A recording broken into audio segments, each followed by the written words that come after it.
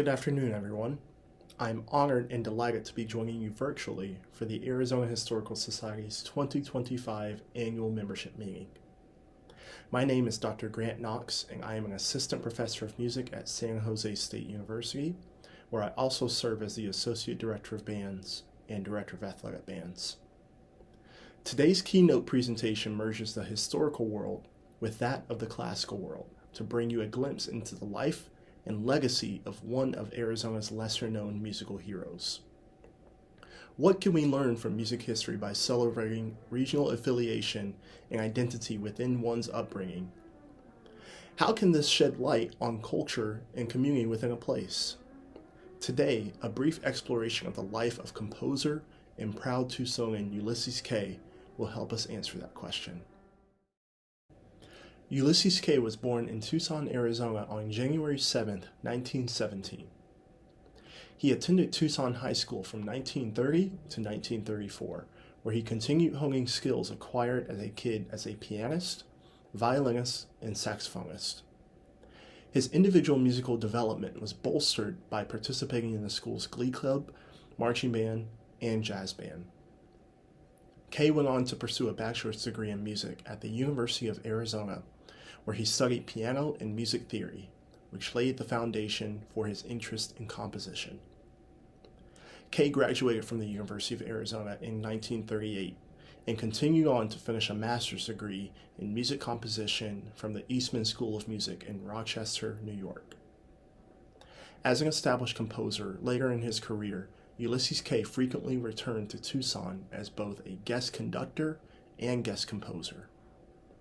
The Tucson Symphony Orchestra proudly championed Kay's music for its compositional brilliance, in addition to taking advantage of the opportunity to celebrate one of their own.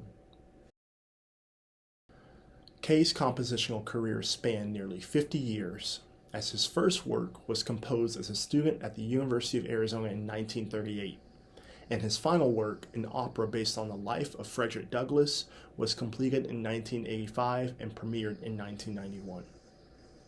Kay wrote within a wide variety of musical genres, as his compositional legacy is often rooted in his genre versatility and melodic ingenuity. Kay embraced the neoclassical styles that were popular throughout the mid-20th century, writing music that was classical in its use of form and structure, but modern in its use of tonal language and harmonic presentation. Moreover, Kay embodied the liberated aesthetic approach that many of his mid-century contemporaries held, in that he did not feel particularly tied to the expressions of Black musical idioms and cultural vernacular within classical composition that other composers predating him did, such as William Grant Still, Florence Price, R. Nathaniel Dett, and countless others. Furthermore, as composition entirely became a more equitable pursuit for young musical minds in the mid-20th century, the racial barriers to legitimacy no longer required a composer of color to write within that aforementioned cultural expression to forge new heights. When asked about his relationship to Black music and its aesthetic and technical presentations, Kay stated bluntly, "I have nothing especially other than its expressive content." And further, when he was asked, what does it mean to be a Black composer, he simply replied, "Someone who is Black who writes music." Kay's contributions to the landscape of American classical music during the 20th century went well beyond composition.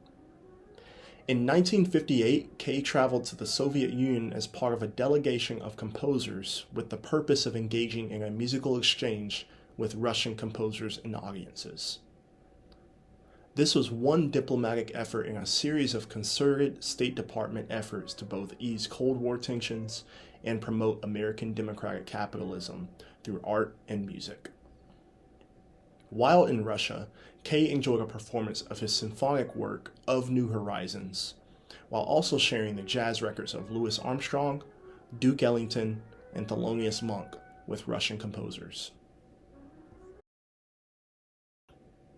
Perhaps more notable than Kay's upbringing in Tucson were his frequent returns to Arizona as a celebrated musical artist. The first of these performances was during the Tucson Symphony Orchestra's 1941 to 1942 concert season.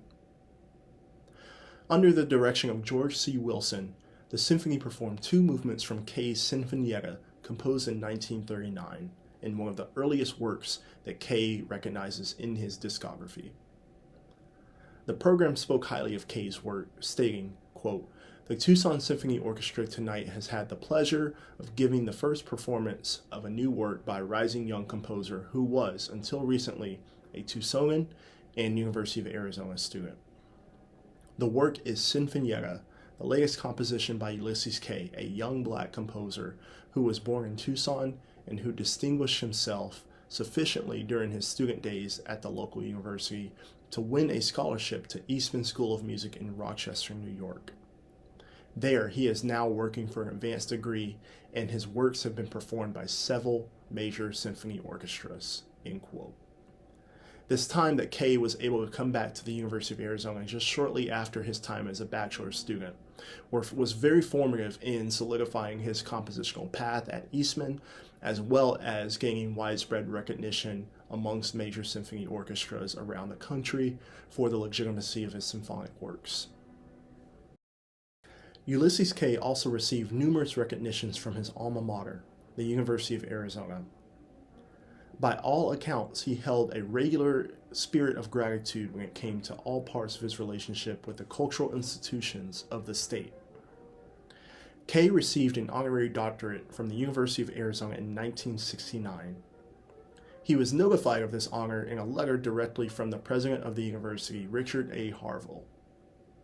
In addition to his honorary doctorate, Kay was also presented the University of Arizona's Alumni Achievement Award in 1980, which he greatly valued. Finally, Kay was inducted to the Tucson High School Badger Hall of Fame in 1992. Among all of his successes, arguably the biggest testament to Kay's success is the respect and recognition afforded in his home state of Arizona. Kay's distinguished career remains as one of the most substantial musical achievements by an Arizona native and by a black composer of classical music. In a 1968 letter from a staff member of the Tucson Daily Citizen, the writer shared this sentiment, quote, "I'm happy that you are still one of our bright musical lights, and I'm looking forward to hearing from you as you proceed," end quote. The celebration of Kay's music by Arizona institutions such as the U of A and Tucson Symphony Orchestra cemented Kay's importance to the landscape of American classical music and music history in Arizona. On a personal note, my exposure to Kay began when I was a master's student at the University of Arizona, pursuing a degree in musicology from 2018 to 2020. Little did I realize in my interest in and desire to study black music and black composition, little did I realize that there was a composer from Arizona that walked these same halls that I did. It was an easy match for what I wanted to focus my master's degree studies on, and I look forward to continuing to research the life and legacy of Ulysses Kay, his compositions, and his contributions to the state of Arizona and the landscape of American classical music. Thank you.